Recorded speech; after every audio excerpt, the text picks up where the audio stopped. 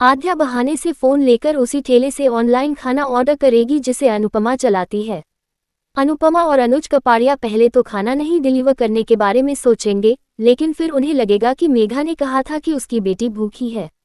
अनुज कपाड़िया और अनुपमा साथ में खाना डिलीवर करने जाएंगे, लेकिन मेघा और उसके पति को नहीं पता होगा कि उनकी बेटी ने अनुपमा के ठेले से खाना ऑर्डर किया है।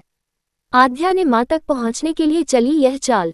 अनुपमा को दरवाजे पर खड़ा देखकर मेघा और उसका पति सन्न रह जाएंगे। अनुपमा इधर दरवाजे पर खड़ी होगी और उधर कमरे में आद्या उसी बीट पर डांस करना शुरू कर देगी जिस पर वो अपनी मां के साथ डांस किया करती थी।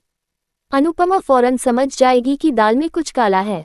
वह मेघा से इस आवाज के बारे में पूछेगी तो वह कह देगी कि पीछे के घर से आ रही है आवाज, लेकिन अनुपमा का दिल बार बार उससे चीख चीख कर रहा होगा कि उसकी बेटी उसके आसपास ही कहीं है।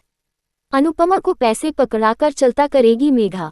अनुपमा जब और जानने की कोशिश करेगी तो मेघा जल्दबाजी में पैसे पकड़ाकर दरवाजा बंद कर देगी। अनुपमा लौट आएगी लेकिन उसके दिमाग में यही चलता रहेगा कि हो ना हो मेघा के घर में कोई राज तो छिपा है जो उसकी बेटी से जुड़ा है। वह घर आकर नंदिता को ये बात बताएगी। बातों बातों में वो सारी कड़ियां जोड़ने लगेगी कि कैसे उसे बार बार उस घर में एक अजीब एहसास होता है और मेघा भी उसे देखकर असहज हो जाती है।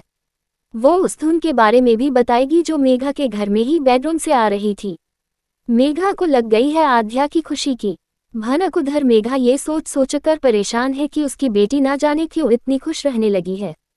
एक वक्त था कि जब वह हमेशा मायूसी भरी तस्वीरें बनाया करती थी, लेकिन अब वो पॉजिटिव डूडल बनाती है। इधर शाह निवास में तोशु और पाखी का एक सुपर फनी सीन दिखाया जाएगा। दोनों बैठकर सोच रहे होंगे कि उन्हें इतना ज्यादा अमीर होता देखकर शायद उन्हें किसी की नज़र लग गई है। तभी आजकल उनकी जिंदगी में चीजें खराब होती जा रही हैं।